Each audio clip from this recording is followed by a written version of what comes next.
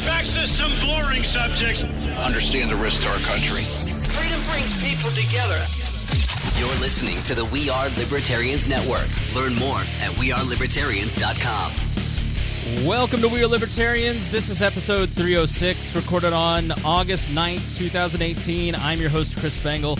Today we're going to be covering Alex Jones. We're going to talk to our friends from the Launchpad Media Network, Johnny Rocket and Raylene. And Chris Galt is here, and that is coming up here in just one moment. Warning, this show is for adults, produced by semi-adults.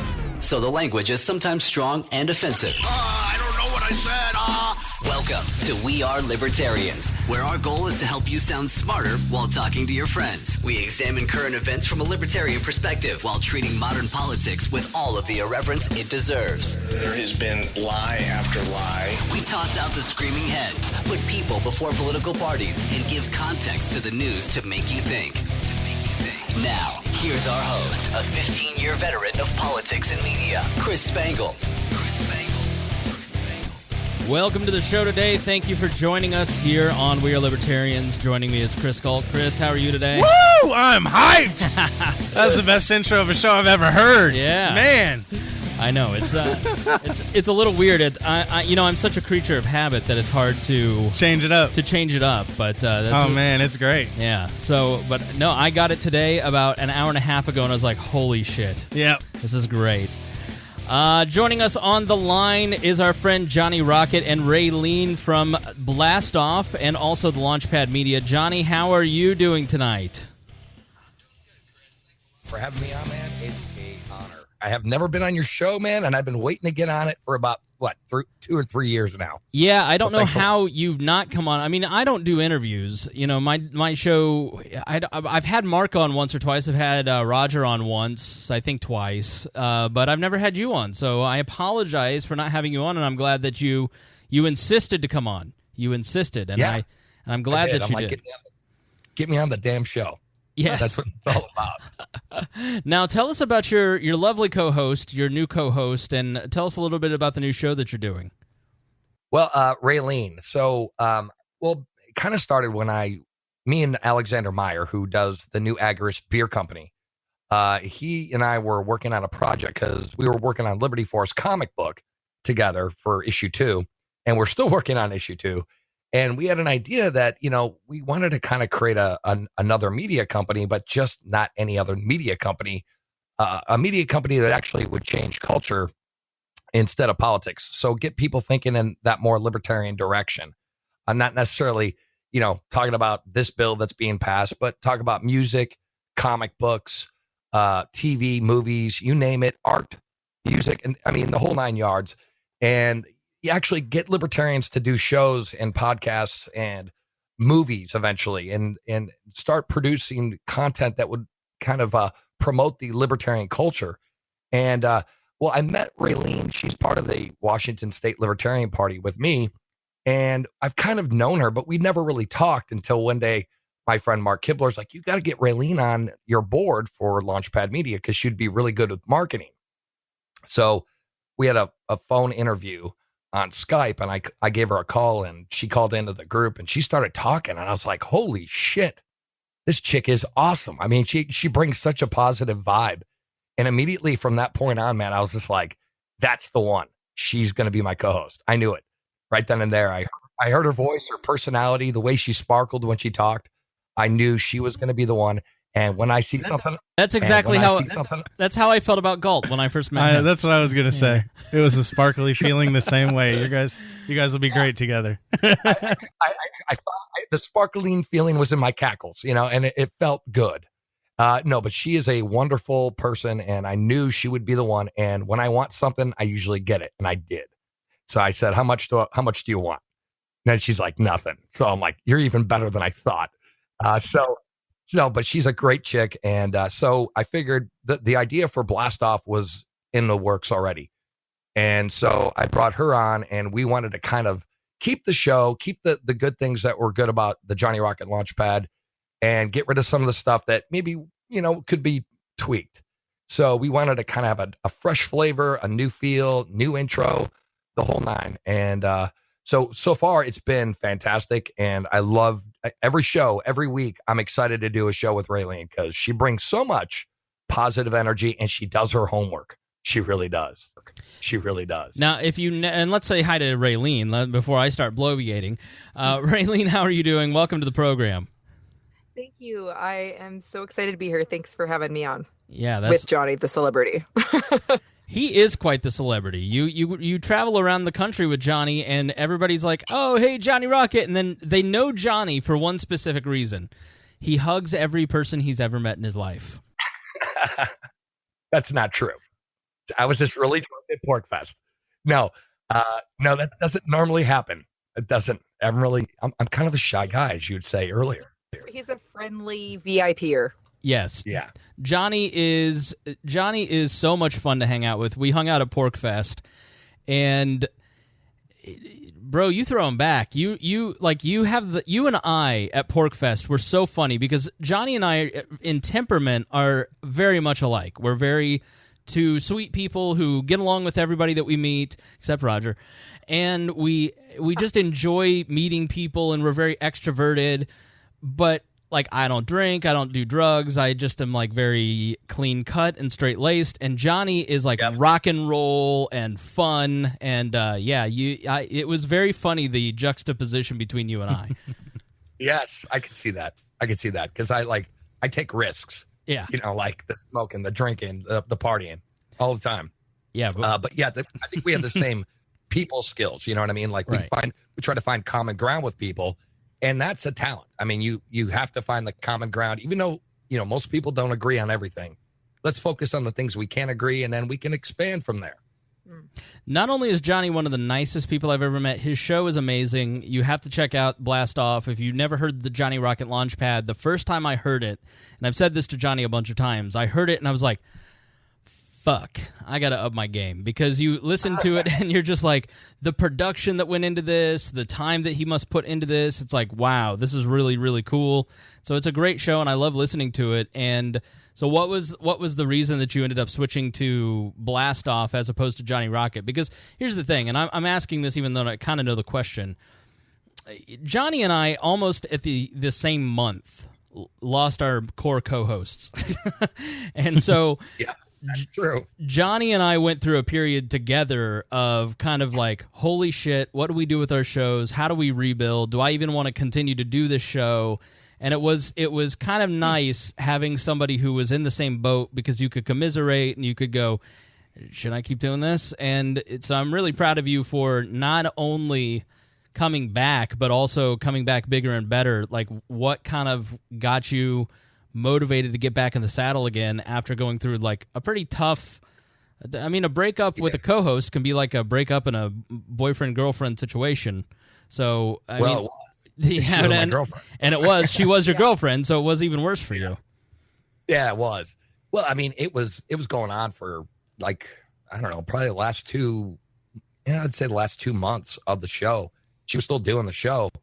And I know she was going to leave. And I didn't really want to say, with the hopes that maybe she would change her mind. And, and it was at the same time, I think Kurt was getting into other projects in his life. I mean, he was making real good money. And so he was designing like preamps and shit for, Mackie and shit. Wow. And so he started getting into the money, and he's like, I just don't have the time anymore. Heather and I split up. And so I was kind of in limbo. I'm like, I don't know where I was going to go. And again, with the whole Launchpad idea that was kind of milling around, I didn't want to name the show after the network. I thought that would have been really egotistical. You know what I mean? Like, I can't do it. So I think people know it's still my network or media company, but I wanted to shift the name of the show, and I figured I'd give it a new flavor and, kind of give it more of a 50s vibe. I wanted to kind of go back to my roots with the rockabilly thing, actually have the show's logo and stuff look a little more retro. And I thought that would look cool because it kind of fits our style. Raylene and I, we admire and like the classic look of the 50s. So we both have that in common. Definitely. And so we figured, I mean, hell, our pictures together, I'm like, damn, we look good. Like we look like we should be like either in porn or B in a 50s, movie poster, Why not both? No, well, thanks. Let's talk to Raylene a little bit. Raylene, how did you get involved in libertarianism? I've been a libertarian since about 2000, year 2000. Okay. My great uncle, I used to listen to talk radio a lot, and I thought I was a Republican as a very young adult. And my uncle told me that Republicans and Democrats were the same. And of course that pissed me off. Like, no, that's not true. And I argued all of the, what we're used to hearing. And he explained how they both don't care about liberty and they both pick and choose. They don't have any real principles. And he told me what libertarian was, that word. I never heard of it before. And I went home and I got on my dial-up internet and they didn't have Google then. I think I Yahoo'd what is a libertarian. I took the world's smallest political quiz and I was definitely a libertarian. And so I was still a statist. Don't get me wrong. It was a long crawl to where I'm at now. But without having real internet and raising my children and doing all the things that, we do in our lives and working and everything that I was doing, I was always a libertarian. And then something changed and people found me locally and brought me into a meeting. And then I just love these people, this quirky oddball crew. You know how libertarians are. Yeah. There's always the really cool badass guy. And then there's this quirky lady that's really sweet and fun. Then you always have like the kid that crunches numbers. That's a huge nerd and a little weird, but you really like them. And then Poindexter. 72 annoying people. You have the one that has to argue every little semantic about everything, but you can't help it. But it's for the fun. It was a great group, and I said, "These are my people," and that's how I started getting. And then I got involved in state, and then this is it for me. This is my dream. So here we are talking about philosophy, economics, real life, lifestyle. Liberty is for all of us. So is that what you guys, I know that you did a lot of interviews, Johnny, but are you guys mixing it up? Like, Raylene, weigh in this too, but what is the goal of the brand new show? Well, God, I think the goal of the new show is to kind of give the old Launchpad a remake. Again, like what I was saying, I think the old show, I felt like I really didn't like doing it anymore. It got to the point where I was just like, man, this sucks. Yeah. And I just needed a boost of energy, positive vibe, and I think Raylene was there. And when we were talking, she got me, we get, each other excited about doing the next show. You're like, yeah. We're kind of each other's muses at times. Actually, we really feed off of just talking about libertarian things and what we want to do, what we want to see. We get going off of that, right? Yeah, we do. We get like pumped up, and it's crazy because and next thing you know, like the next day we're talking like, oh, that was a badass show. That was awesome. I can't wait to the next one. And it's good to share that with somebody who has the same passion as you. Because when I was doing the show alone for a while, it sucked. I had to kind of self-motivate myself, and it's so much easier to have somebody else like motivate you alongside it. Oh, totally. And Galt, you know what I mean? And Galt can weigh in because Galt's been the most consistent one ish, except for when I fired him since 2012.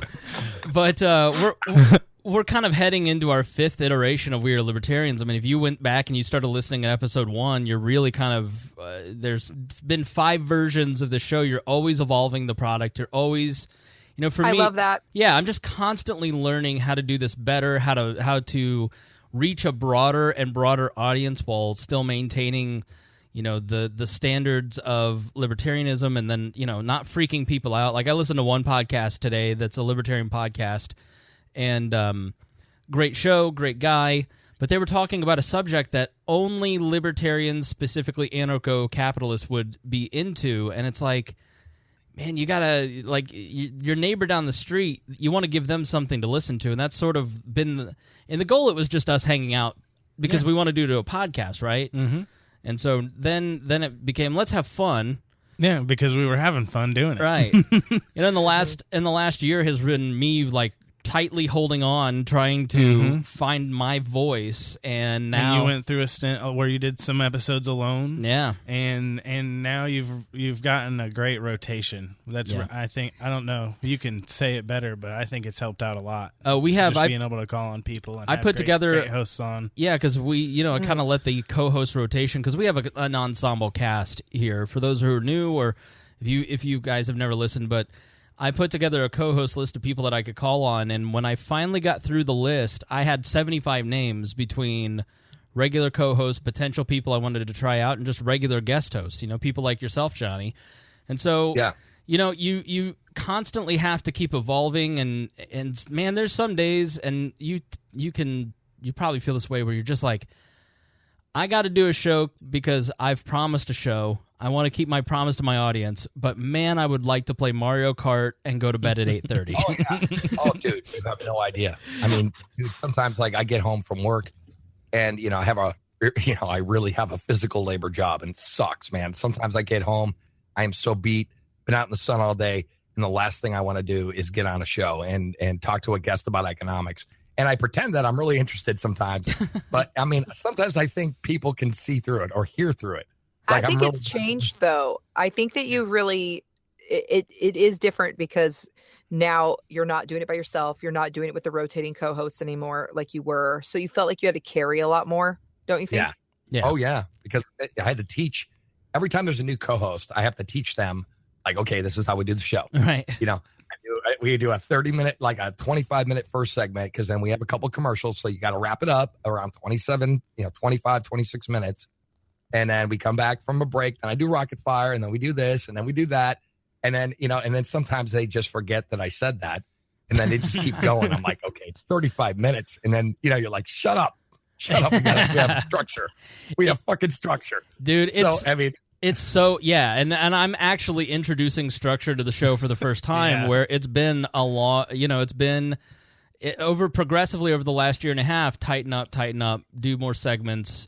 Oh, version 1 of We Are Libertarians, no structure. There was we had topics we wanted to talk about, and we just talked about them. No. It was 2015 We Are Libertarians, where it was like 4-hour shows because we just couldn't shut our fucking mouths. But I remember those. When I first started listening to Chris, like your shows, I was like, I go on Podbean or like on iTunes. And I like upload, I'm like, oh, We Are Libertarians. And I'm starting to listen. And I look at the time, it's like 4 hours and 32 minutes. What the fuck? Like, what could this guy talk about for that long? I was just.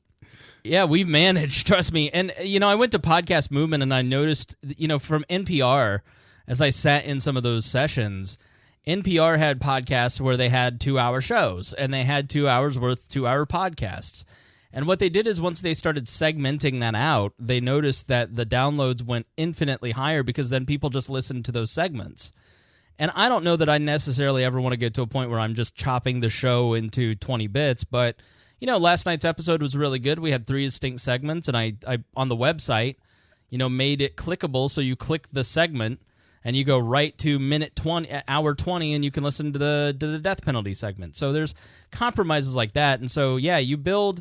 What I like about what you're doing, for me, I've had to kind of work within the framework of 6.5 years of history and what people expect from our show, and it's markedly different than a year and a half ago. It's far less comedy. It's like there's no 20 minutes of chit chat. We're into the content within the first 5 minutes, and you make fundamental changes, and I think you'll find from your audience, like I have the best audience in the world, no offense to the Launchpad Media audience, but they are so kind to me, and they are so like, hey, you doing okay?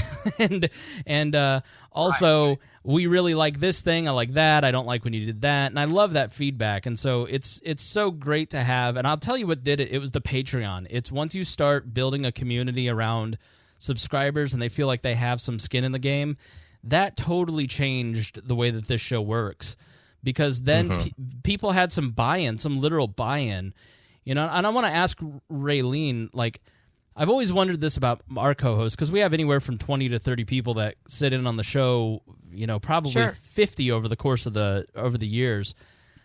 This is my show, and I was always very fortunate. People like Galt and Greg and some other people who were like, nope, this is your baby, this is your thing. Yes. I'm here to support what you're doing. And I just found that to always be very gracious. So, like, what's the motivation for you to get involved in something that is Johnny's baby, but you want to contribute to it?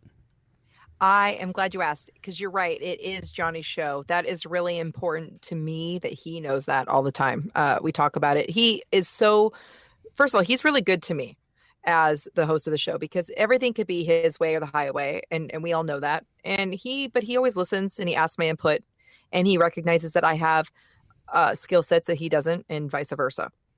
So a lot of times we'll discuss, oh, what about this idea? What about that? And when he says no, but then he'll sometimes come back around and go, I was thinking about what you're saying, and maybe you're right about this, or things like that. So that's always nice. Right. That said, I am 100% obsessed with outreach and education. I believe that we have the most beautiful philosophy.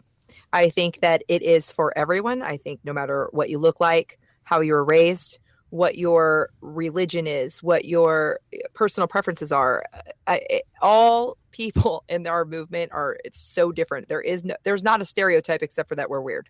Yeah. You know what I mean? We're weird because we're outliers, and we think differently, and we think bigger and grander and also smaller. So what I love about Liberty is, just to wrap this up real quickly for you, that we all have this skepticism. We all see, we've all been like red pilled. We're all on the same page, that we all see the reality of the crony corporatism and the overreach and the control that's over us in our lives. And so we cut to the quick right there, and we're fighting this common enemy that so many people don't realize we have. But we aren't just wrapped up in the darkness. We actually have a hopefulness to us. We have that American spirit, the American dream itself, what we were, not what it's become and what it actually is, but what it always was. We have that inside of us. The spirit of self-ownership is inside of us, and we are hopeful, and we want that for our children or our children's children. And we are all working and trying to change the culture. We are trying to change the fact that people don't even realize they don't have to ask permission to collect rainwater. You know what I mean? Right. No permission. Yeah. Listen, the spirit of 1776 will ride again. Right? That's right. Before we get into the destruction of a media outlet, after we've talked about the building of a media outlet, I want to ask Galt, like, what has been your motivation? Even through all of the ups and downs of your relationship with the brand, like, what keeps you coming back? Truth. One word. I mean, really. I even, after you kicked me off the podcast, I quit working on campaigns and stuff for a couple of years. Right. I mean, I still followed everything, and always stayed, and always, with my own community of friends, always kept them informed as much as I could. Right. But you don't really ever, once you take that pill, you don't really ever get out of it. Right. Even if you're not surrounded by those people anymore, you see it in movies, you see it in music, you see it in day-to-day, not just news, you see it in everything. Right. And you can't get rid of that perspective once you've unlocked it.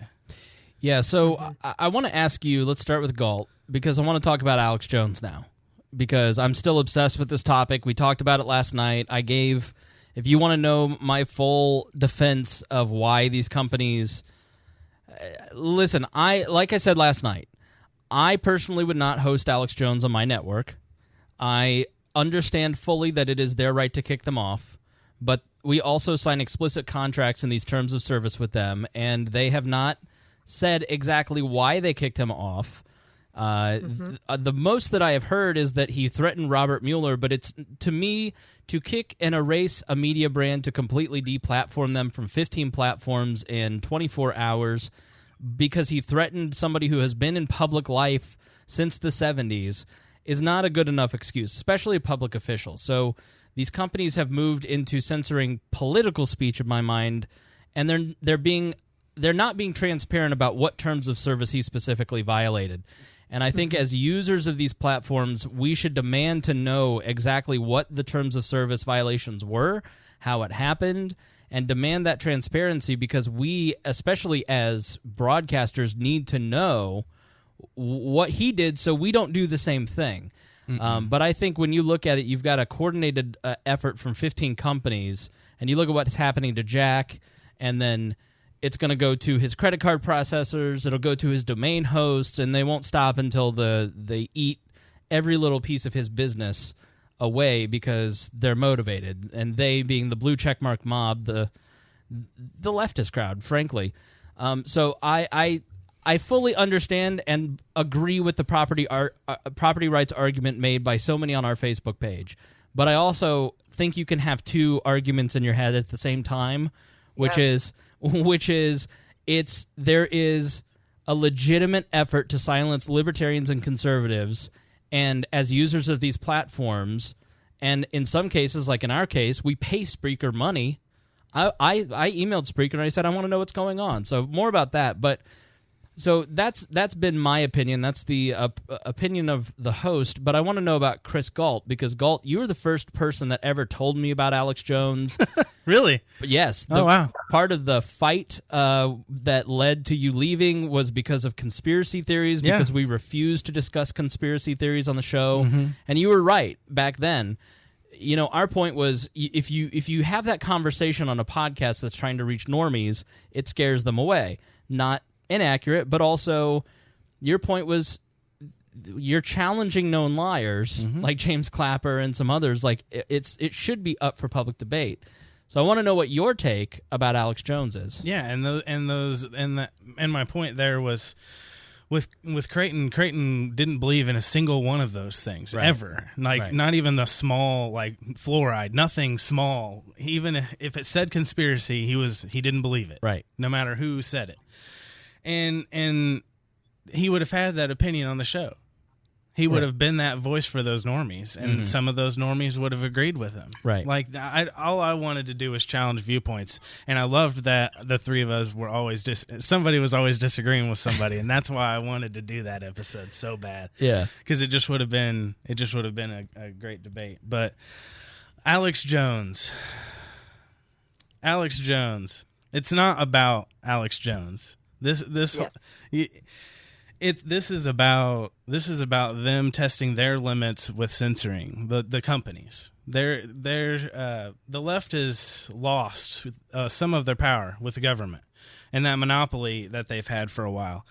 So they're reaching out to the companies that align with them. Not just reaching out, they're bullying in some cases. Bullying them. Yeah. Like if you look at what's happening to Jack's Twitter right now, people are violating the Twitter terms of service, bullying the president of Twitter over this.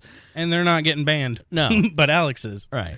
But it's just they want to see people's reaction to this. They want to see how the public reacts to it, if people boycott those companies, if they all stand together, if that's enough of them to stand together to be like, well, I can't leave social media. If I would leave Facebook if it was just Facebook, but Twitter did it too. I can't leave both.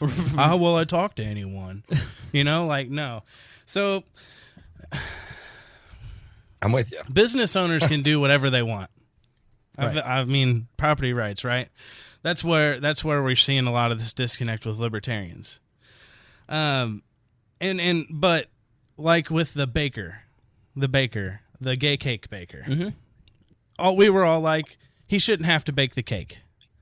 But aren't we all also for gay rights?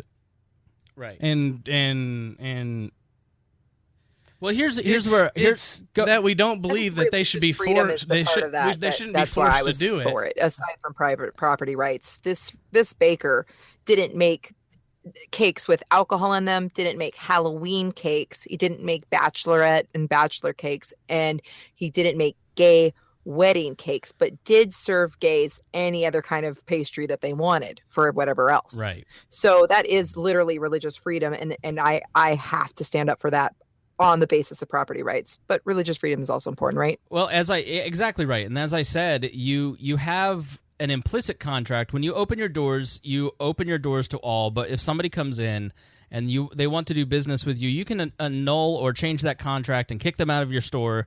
And there's no written terms of service for any reason. Right. We believe that it should be for any reason, right? But Absolutely. what I think so many libertarians are missing is that there are written rules that we have as users with these companies, and they're not following their own rules, and that is the troubling part, especially given the amount of power that these companies have. Contracts is what you're saying. Yeah. Right. Well, they write their own rules, and they have the power to change. I don't know. I just think that is it immoral on their part? Legally? Sure. But again, going back to it, you can invite somebody over to your house, but then change your mind if they start saying something you don't like. I mean, well, true. But, you know what I mean? Okay, sorry. Go ahead. No, I'm just saying that. And I think it's a great opportunity, though, for people to start exploring things like alternate social media. Yes. Like we just got off the phone with Bill Ottman from Minds.com. And he's like, we don't censor anything. You could say whatever you want to say. We're not going to censor it. It's like a crypto social network, social media network. And it's really cool. And they're using cryptocurrency to buy advertisements. So if you get a lot of people liking your post and they want to give you a couple coins, they can. And then you could turn around and buy ads. So it's all being done on a crypto kind of thing, which I think is great because then you get the state out of it completely. And on top of it, he is not censoring anything unless it's like abuse or, things that are morally questionable. So I think it's a great opportunity for people to start moving over to different platforms to let them know that we don't need this shit anymore. Using our feet, like libertarians believe in free association, we do have to uprise. The thing is that what Chris is saying is that they have too much consolidated power. When one person pisses somebody off and they can take you off of all these platforms, that's like a complete blackout. That's like blockading a road to your house so you can't get groceries.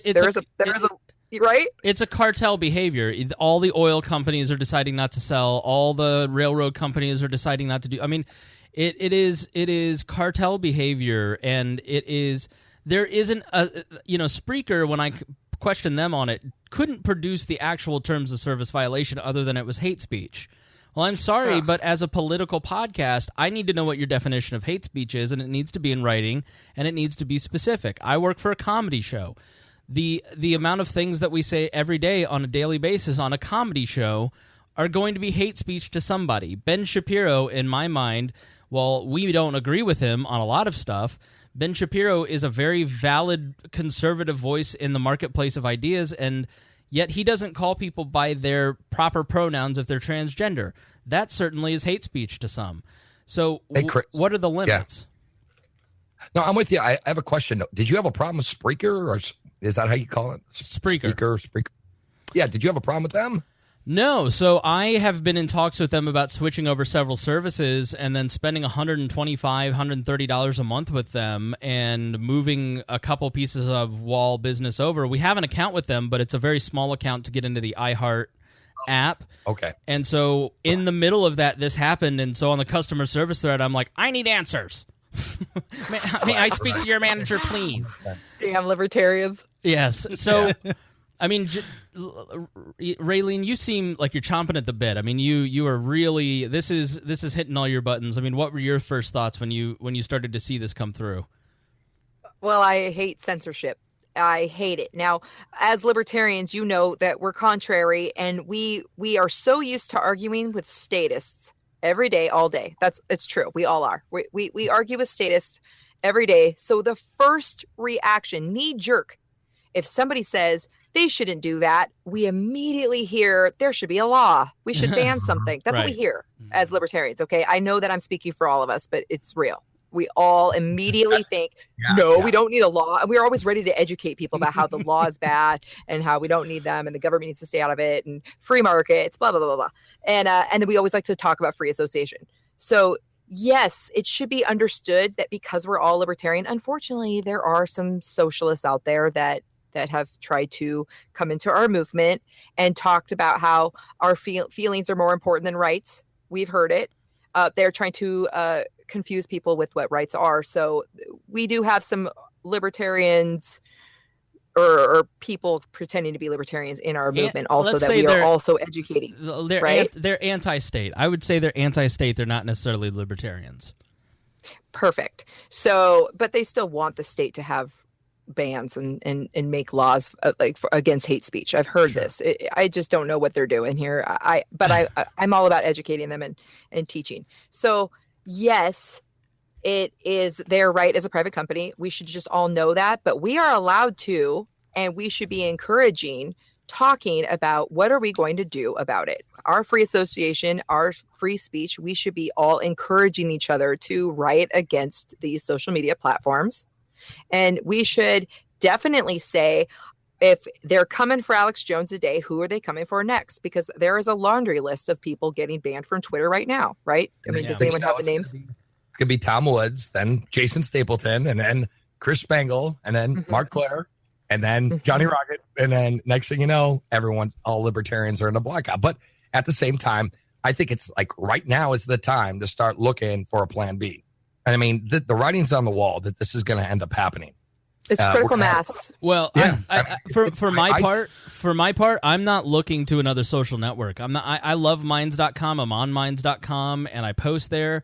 But you look at Gab. I don't know if you guys heard about Gab today, but Gab.com got a notice from Microsoft Azure where they're hosted, and they're pulling Gab off, and they're trying to go somewhere else, and Gab is going to be down for several weeks, if not months, if not permanently. And it's because the leftists and the mob basically went to where they're hosted, said they house hate speech, and so they're being pulled down. So I don't trust anybody, and so my next plan for Wall 3.0 is building on our website.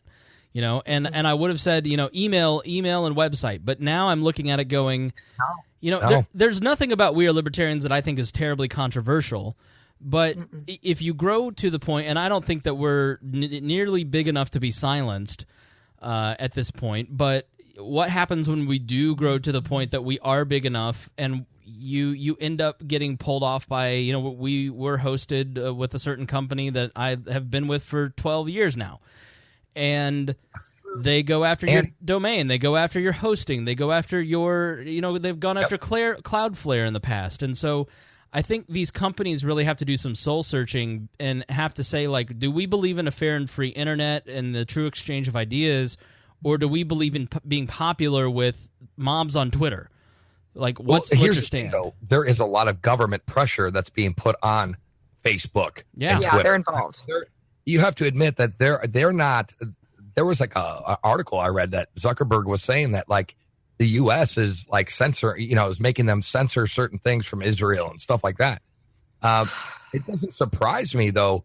It's like conspiracy corner here now, right?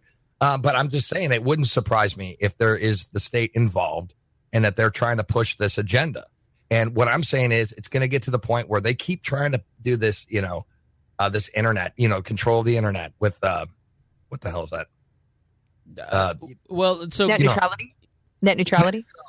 I mean, that's the first step. So they're going to keep pushing that until it gets passed. And then they're going to slowly encroach from there. And next thing you know, there's only going to be approved government websites that you can go to. So, I mean, eventually we're going to end up having to be pirates on pirate radio stations. Cops are going to be after us, because we're transmitting illegally, right? Because we don't have a license. That's right? hot. Well, yeah, it's cool. But Randy and I in a van with a fucking big antenna dish on the back, right? We're driving through the Arizona, and there we are. They don't want independent opinion journalists like ourselves growing. You have several factors here. Companies like Apple and Facebook takes $250 million worth of subsidies from governments every year, and that stuff gets threatened, and so they're going to give in to regulation and legislation, which they're okay with because then that cements them in their monopolistic position. And this has happened in the history of business. And so what you really have to protect are the domains, the credit card processors, the back ends, your email lists, because you have to think Web 1.5. You have to think about the link wheels.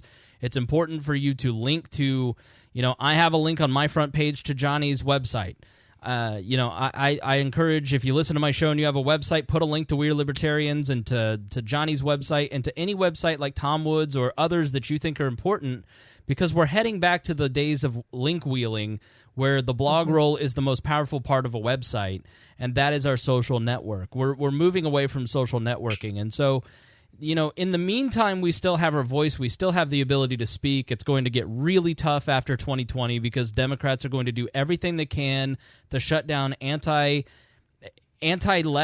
voices, frankly. I mean, anybody who's God help us. Yeah, anybody God help who's us. anti-left, pro-Trump, Republican, conservative, anybody who's anti-progressive, it's going to get very tough. The ADL's already come out with a scoring system, hate system. I forget what the name was, the Anti-Defense League, the Anti-Defamation League. You can go to their website and see the scoring system, but we're heading to a scary time on the internet if we don't stand up and start saying no and fight the way that you fight over net neutrality. Like, we have to have the conversation in public while we still can. But Spangle, the Facebook's just it's just too big. It's too big. We need the government, to help us control that. That's right. Their company. Well, like, the only thing I'd be pissed about with Facebook is I won't be able to say, like, hi to my mom, know, because she's on Facebook, and apparently only old people are on Facebook. Bruh, we existed before social media will exist without it. It's like it seems scary, but it's like not having a cell phone, right? Right. I mean, come on. Can you remember the days where you actually had to pick up a phone? I don't know about you, Chris. You're quite a bit younger than me, but I have a house phone.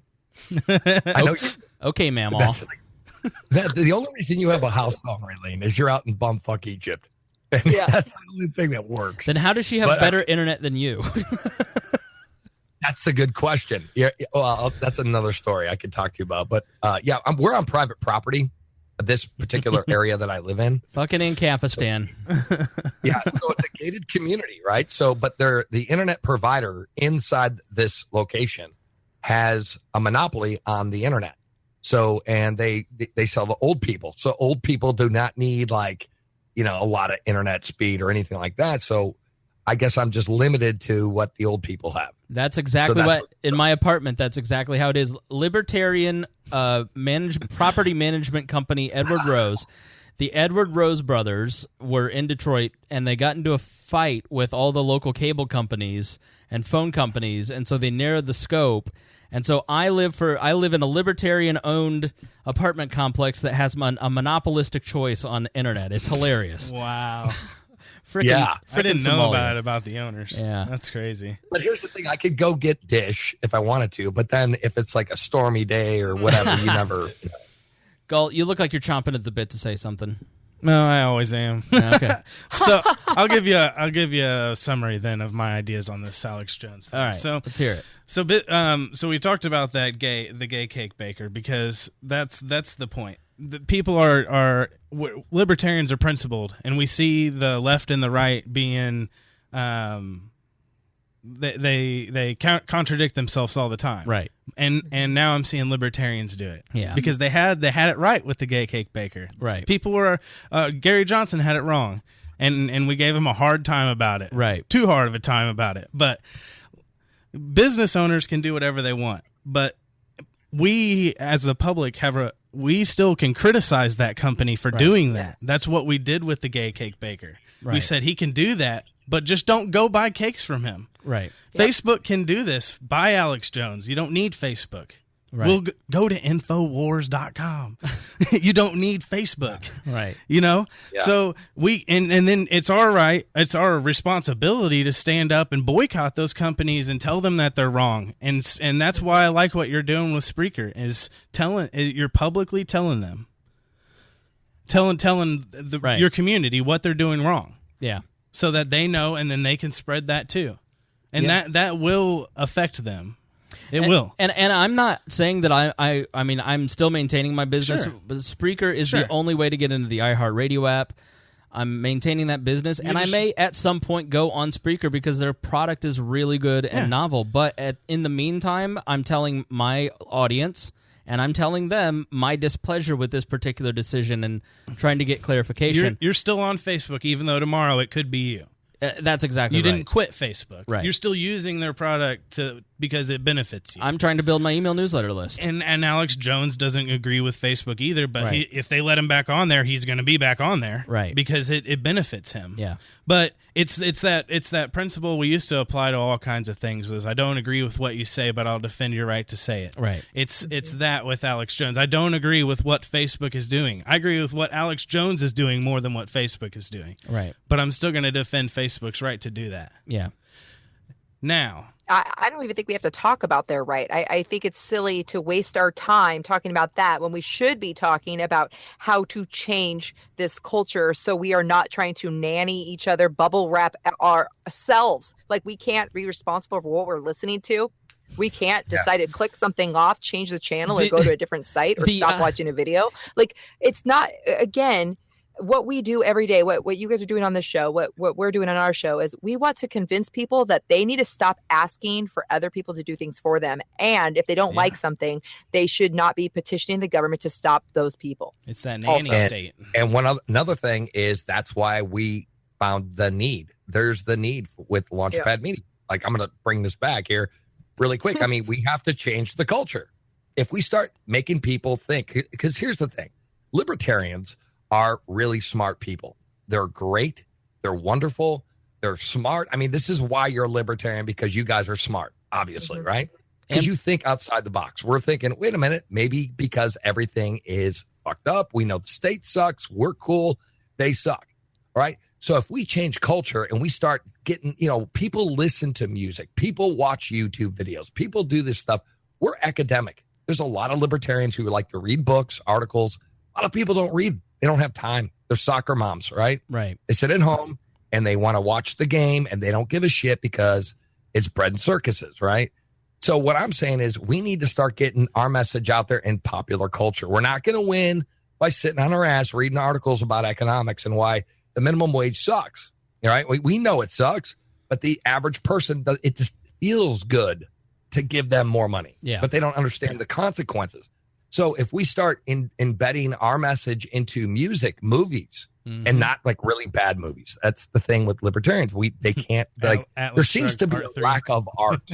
There seems to be a lack of art with libertarians. I don't understand. Left brain, right brain. Who makes movies? L.A.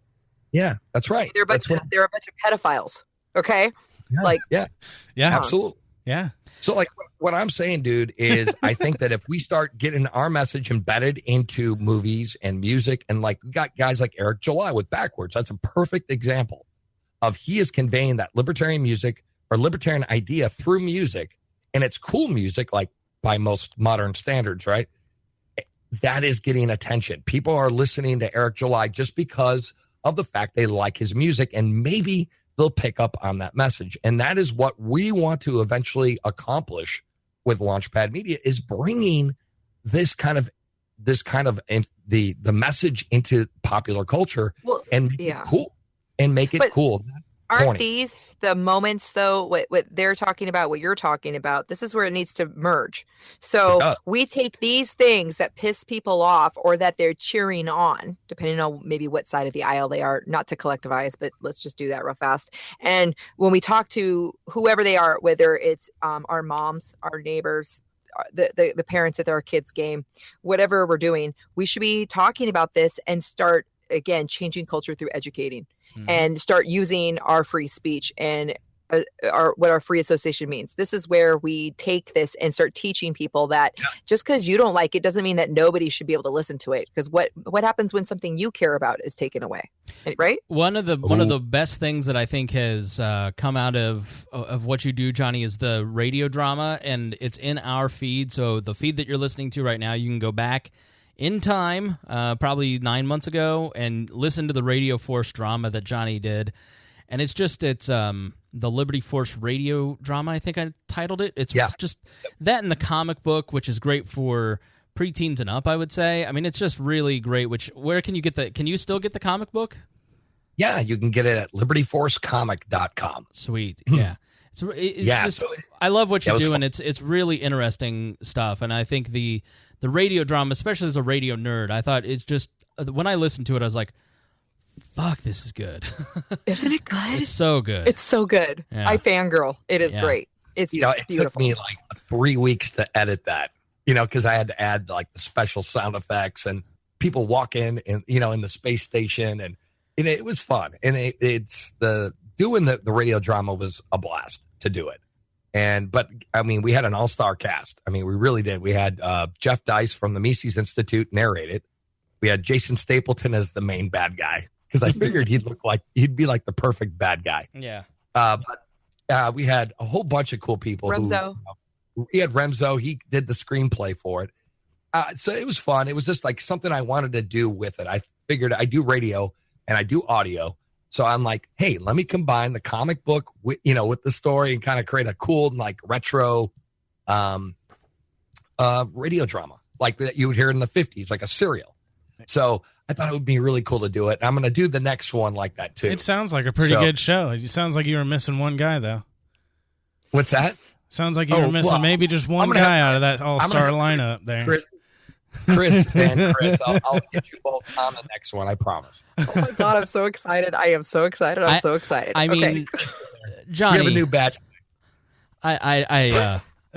I don't want you to miss out on having this voice on your radio program. I mean, how could you? Oh God, yes.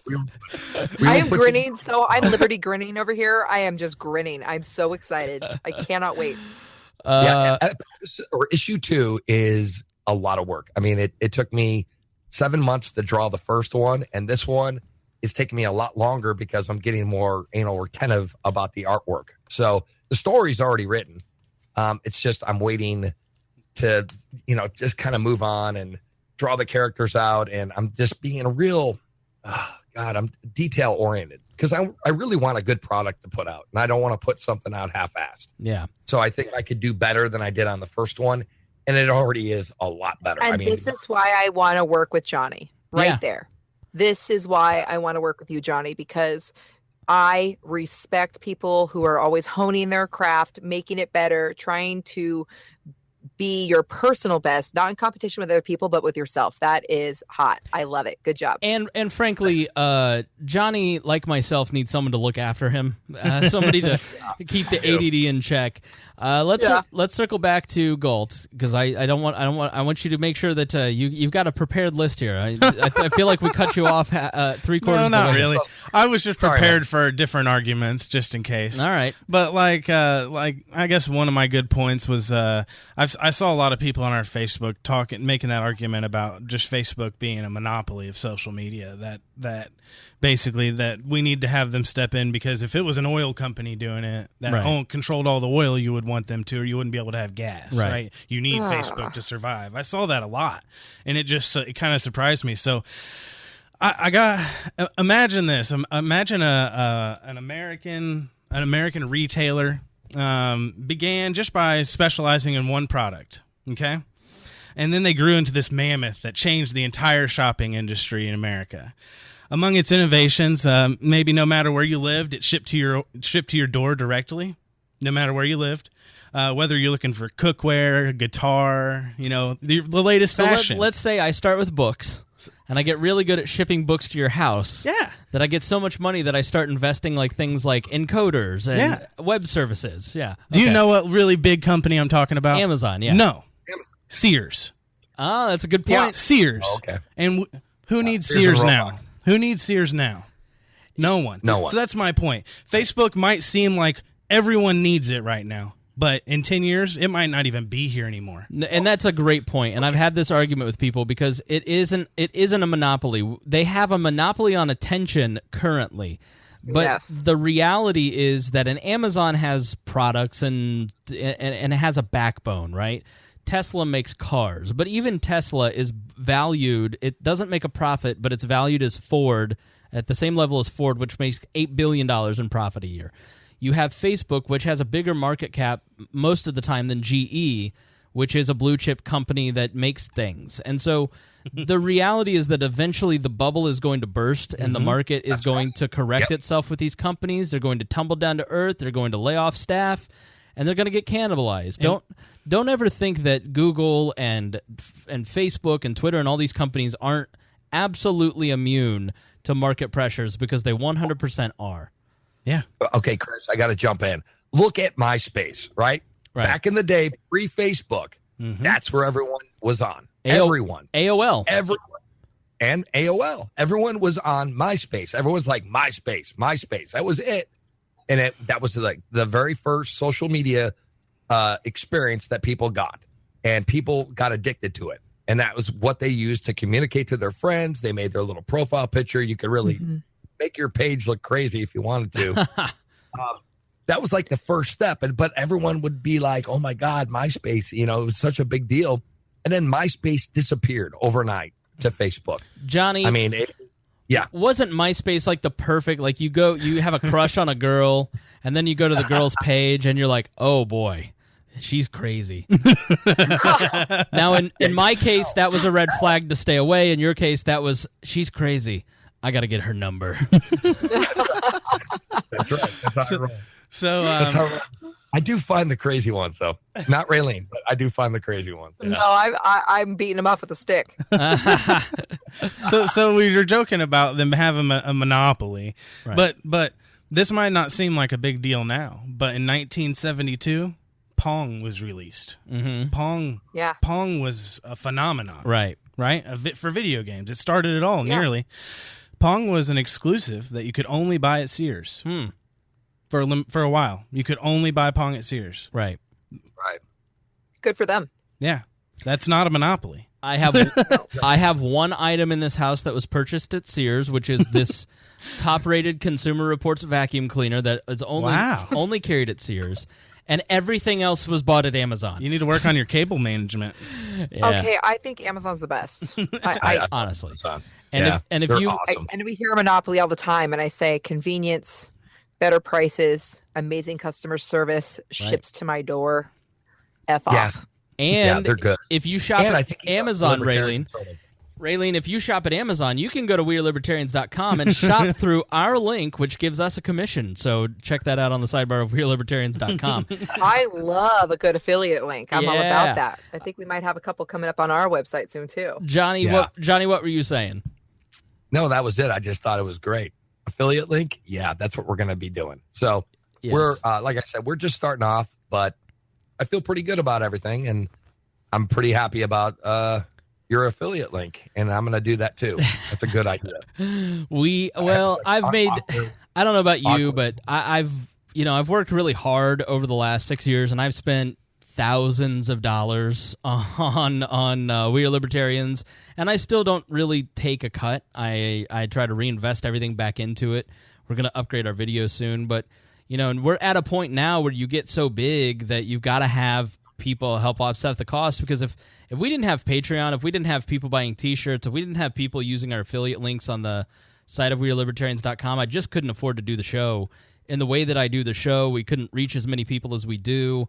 We have a reach of nearly 100,000 people across all the different platforms, and that's far beyond great. what I think Galt and I expected when we started the show, and it's just been... And it's humbling to reach people and have them say, hey, we're libertarians because of you. It's really awesome. I never thought anyone outside of Indianapolis would ever hear who we are. 72 listeners our first year. Yeah.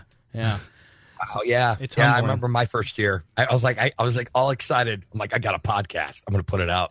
It's going to be on iTunes. I'm going to get so many check this out. chicks. Yeah. 23 listens. I'm like, what the fuck? Really? And then after time, and then years later, it's like 1,200 an episode. I'm like, whoa, wow, Right. this is cool.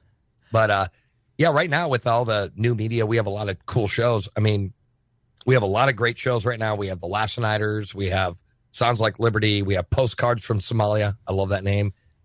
We have the Beer Ambassador. We have Blast Off. We have Nice Guys 3 with Alex Merced. We have Arvin Vora coming on. And now we might have Kimberly Ruff doing a show with us. So that's the first that anyone's heard of that. But I'm excited because, well, first of all, Kim is fucking badass. Kim is awesome. So I'm excited about all these new shows that are coming on. But we hit 10,000 in our first month. Awesome. So I'm pretty happy about that. Congratulations. That's a pretty good number for just starting off. Yeah, absolutely. Yeah. So are you just finding shows that talk news and politics and philosophy? Or are you talking, you're talking a lot about culture, but like, what are some of the shows? Is the beer show talking just about beer? Like, what's the vibe of the other shows? The vibes, basically, they're trying to find the libertarian meaning in music, we have the Lassoniders, where Daniel Elwood goes and watches a movie and dissects the movie and saying, okay, that was very libertarian in that part of the movie, and that part isn't libertarian. So they kind of point out what's going on. Right. So I think Yeah, it's and they kind have two versions. They have the normie version, and then they have the extended cut, which is the as an anarchist. What are the points of view on a movie? So they did the King's Speech, Harry Potter. They'll do a movie, and then it's actually really fun to listen to if you like that kind of thing. So it's really cool stuff. I mean, we have stuff that are, we're looking at things from a different perspective, and the shows are great. And Postcards from Somalia, it's Sherry Voluntary and Alan Mosley, and those guys are just fantastic. Really good. How do you actually, we've been remiss in saying this, how do you actually find this here program of yours? Oh, you can find it at thelaunchpadmedia.com, and that's the hub. So you can find all the shows, everything at thelaunchpadmedia.com. It's so make sure the is in there. Thelaunchpadmedia.com. Somebody bought Launchpad Media, and it's some really bad website in Chicago, and they won't sell it. And it's really bad.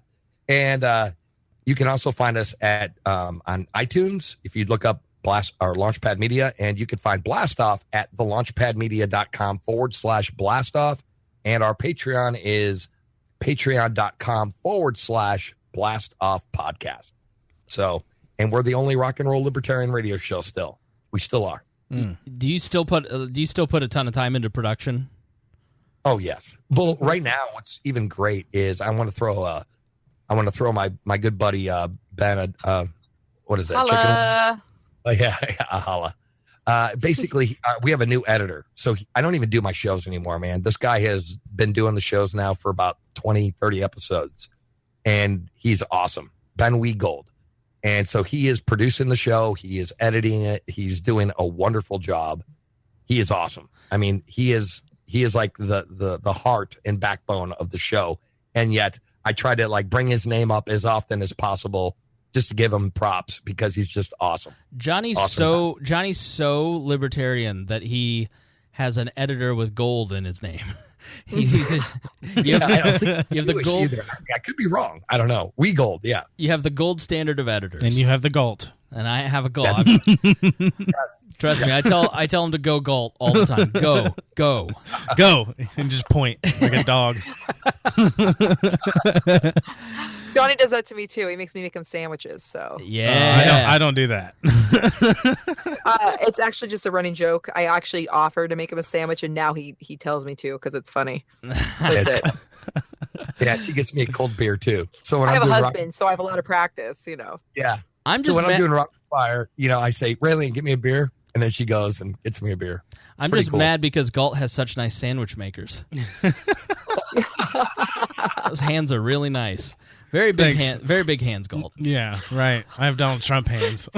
You guys should monetize that in some way. Like get some really nice gloves with your brand on them. Well, Raylene, Galt has monetized his hands. Usually it's the bus station in downtown Indianapolis. Hand model, right? Yes. Yeah. free back rubs. Lots of rubs. Wow. Couple jobs. All right, let's start wrapping up. Let's give our final thoughts. Ladies first, final thoughts for the episode. This is a chance where you get to talk about whatever you want to talk about, shamelessly self-promote, or give your final thoughts on the topic. The floor is yours. I'm not going to promote myself because it's all about all of us, but I am going to say screw censorship. Don't support companies you don't like. That's good, but don't call for censorship because ideas are meant to be combated. Don't bury things. Bring them out. Let's talk about it. Let's use logic. Let's use nuance, empathy. We are supposed to be using our wits and bringing out the best in each other, and that is what free speech is about. That's it. All right, Johnny Rocket. Okay, so final thoughts. Well, I guess I would have to say that we have a big battle to fight. We are the minority, and we're a bunch of individuals who want to spread liberty. And by doing that, again, we talk about the rights of businesses and business owners to do whatever they want and the right to refuse service or offer service. But at the same time, I think it's a great opportunity for entrepreneurs to be looking at alternate media forms and formats. So I think it's in the works right now that we should all be thinking of a plan B. So I really think that's just hit my microphone. I didn't even drink tonight. What the fuck? That's what we should be moving towards. And I think it's a blessing in disguise. So I wouldn't worry. I'm not freaking out about it. Yeah, censorship does suck. But at the same time, when one door closes, another one opens. Calloused hands, Chris. Wow, don't make that a real nickname. Yeah, I had a great time tonight, though. It was really nice to meet both of you guys. I have to say, I usually don't like phone or call-in guests because they don't sound like they're here. They sound far away or just whatever. Or there's a delay that makes a lot of over-talking, and you guys sounded great.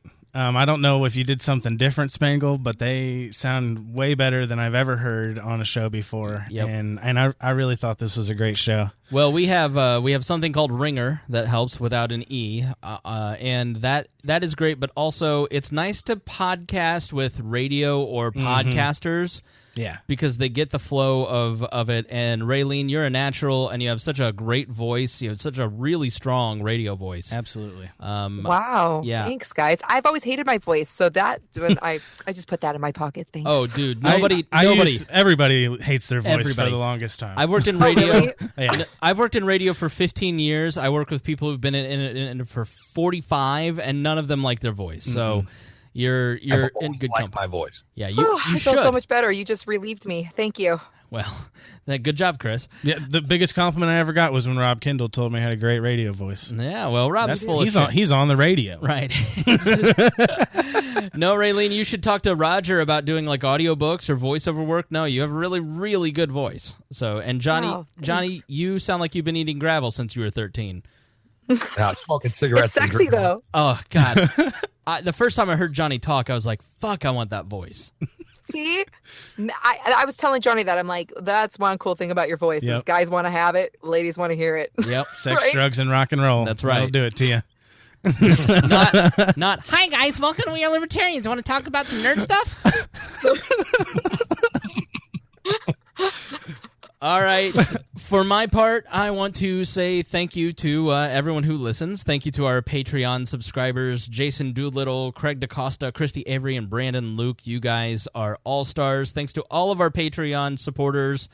Thanks to my fellow League of Liberty members, Roger Paxton of the Lava Flow, Mark Clare of the Lions of Liberty, and Johnny Rocket from, I always want to say Johnny Rocket Launchpad, but Blast Off Media, the Blast Off Podcast and the Launchpad Media. Do I got that right? Yep. All right. All good.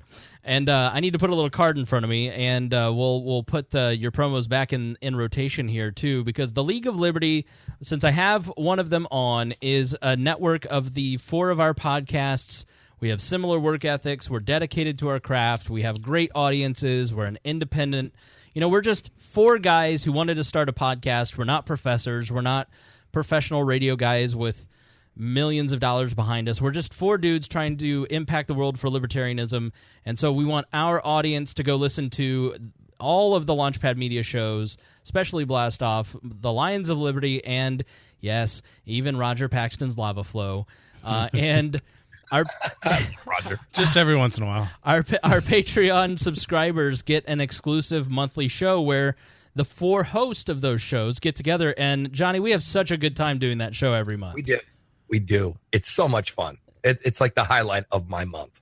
And we did the the last one was really good, but the one at Pork Fest was great because we actually were all in person at a table. Yeah.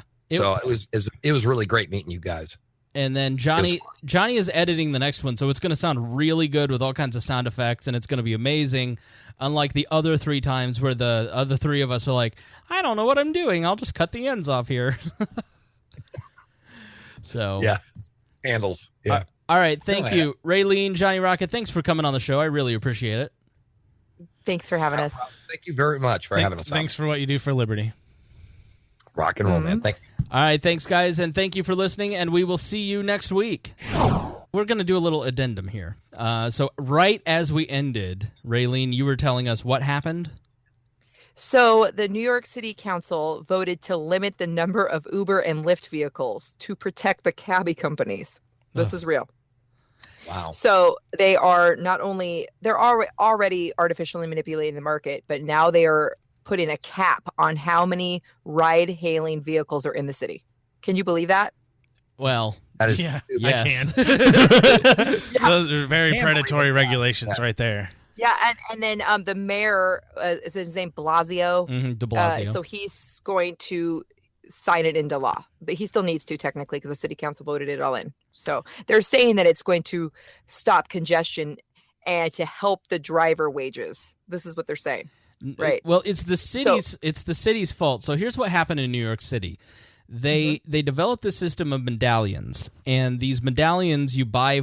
Basically, it's like a license plate for your taxi, and companies can buy a ton of medallions, or you can buy one as an individual. And these medallions, you know, I heard an interview with the Daily on the New York Times podcast, and I think he bought it at it was 150,000 when he bought it, and it went up to 800,000 at one point. And then now he can sell it for 85,000, and that was going to be his retirement. And so there are 3 cab drivers that have killed themselves, and they blame. In the suicide note, one blamed Uber drivers, and the cab driver was like, I don't blame Uber drivers, I don't blame Lyft drivers for going out and doing what I'm doing, trying to make a living for my family. What I blame the city, because the city is not protecting the cab drivers and protecting our investment. And so that's why he wanted the Uber drivers to be banned, is because he wanted the city to artificially inflate the price of his medallion. And that's exactly what they're doing. They're caving into the pressures of the union to artificially inflate these guys, their medallions, so they'll stop protesting. Exactly. Yeah. So what they'll do, because they're making, I heard to get a cab license in New York is almost like $1 million. Yeah. Doesn't a surprise year. me. Yeah.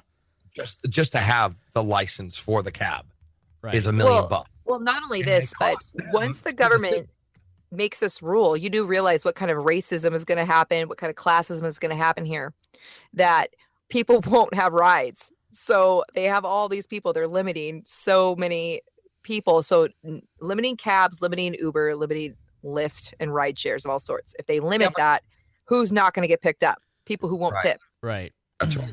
Yeah, and here's the thing though too, is that first class or first-hand experience is like Seattle.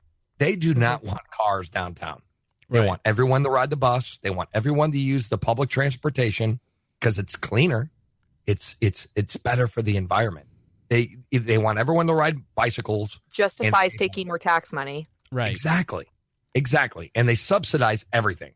Everything is subsidized. So if the actual bus was charging people what it was worth to ride from point A to point B, it would be like $7 or $8 for a ride in a bus. There are some seats in Indianapolis on our bus system that are $55 a seat, but you're paying $1.50 because it's subsidized. And now Indianapolis only has a bus system. It's a very spread out city. They're implementing a mass transit, something called the Red Line, and what they're going to do is they're going to kill one of the most popular spots in town called Broad Ripple, which is a college area. So they thought, oh, well, we'll help Broad Ripple by putting this public transportation up College Avenue. And what they're doing is they're destroying all of the parking along College Avenue. So you've got these bars like the Aristocrat where 60% of their parking is on the street, and nobody's going to be able to go to the Aristocrat anymore because it'll be too inconvenient, and so people will start going elsewhere. And that's what happens in New York City. It will make it so much more expensive to get an Uber or Lyft that people won't be able to get a taxi or a Lyft because they'll get pissed. And so then I don't know if you guys have taken Ubers in big cities lately. It. Oh yeah, I do too. All the time. But Johnny, correct me if I'm wrong. I've taken Ubers this year alone in D.C., Boston. I've taken one in Philly. I've taken several in Philly, Las Vegas, New Orleans. And what I have found consistently is that they're all immigrants who are here. They've been here for a very short amount of time.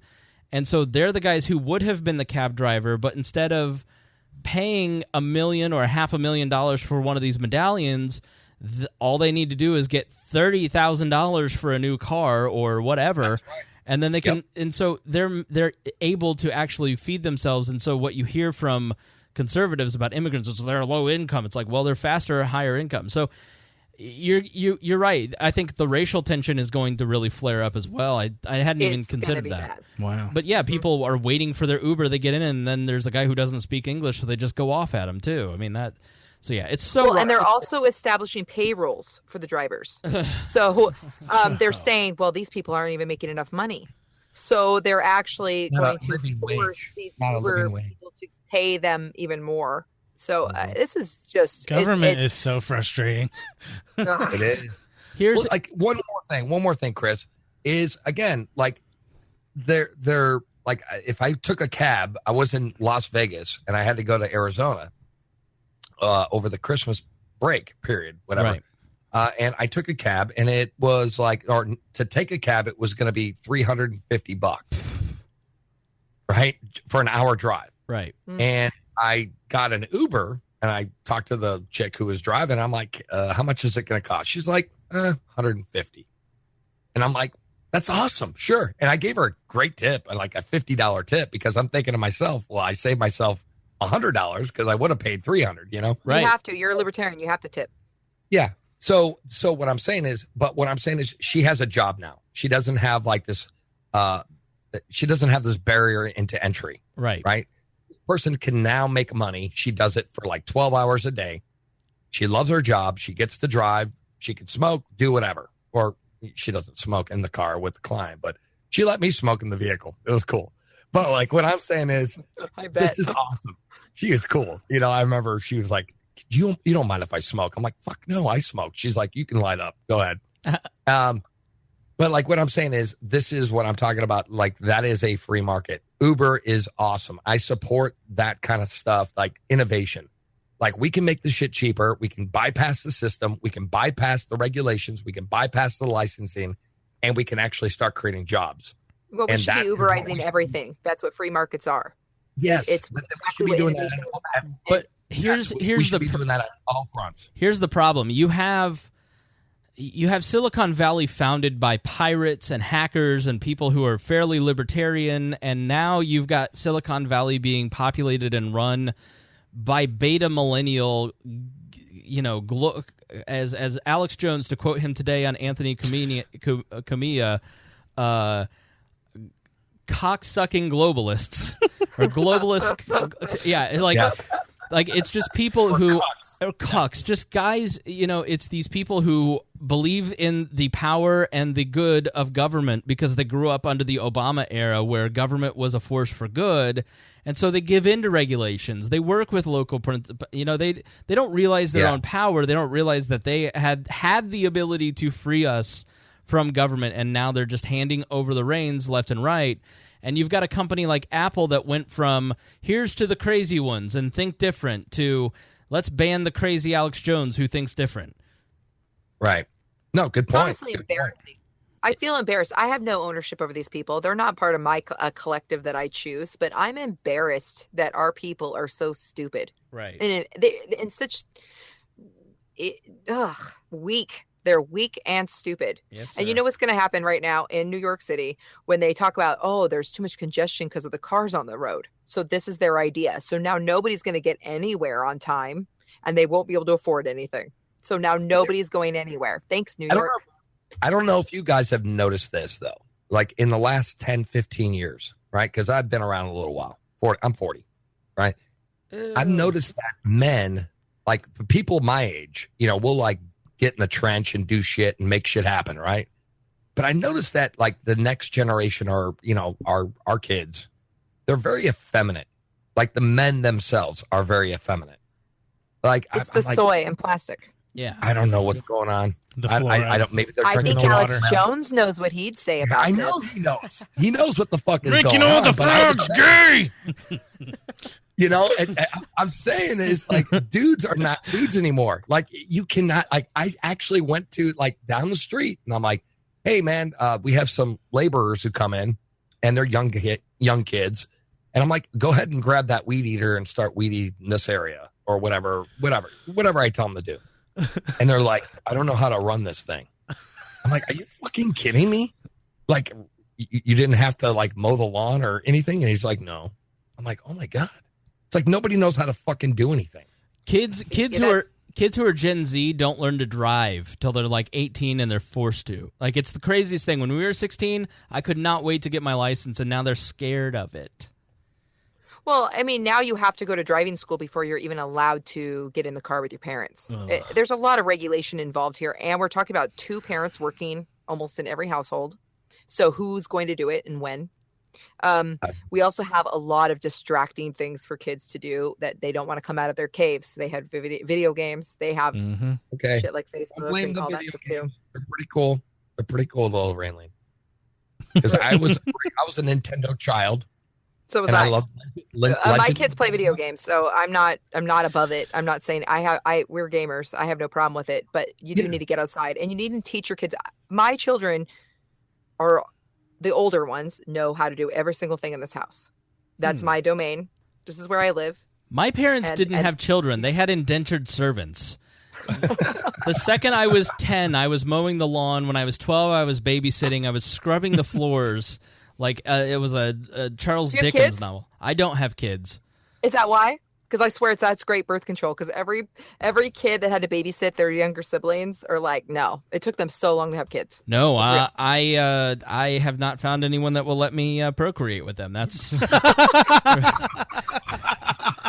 I go on a lot of dates, but then after about 3 dates, they're like, "Oh yeah, but you seem you have a libertarian podcast. I can't procreate with you." Your podcast is in your living room. Chris, and your cats thrown in the friend zone after the first date. Like, we're just friends. No. If you really want to know the truth, it's that I'm too picky. I'm a bit. That's what it is. Yeah, I'm a little. I knew it. I'm counter dependent, so I'm a little more. I really like you. That's going to be a problem for me. So.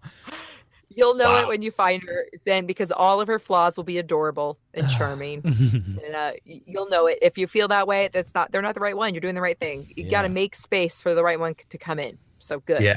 Yeah, you do. Also, I can tell you're principled, so you're gonna want to find somebody who's open to libertarianism. She's really encouraging. I like her. Me too.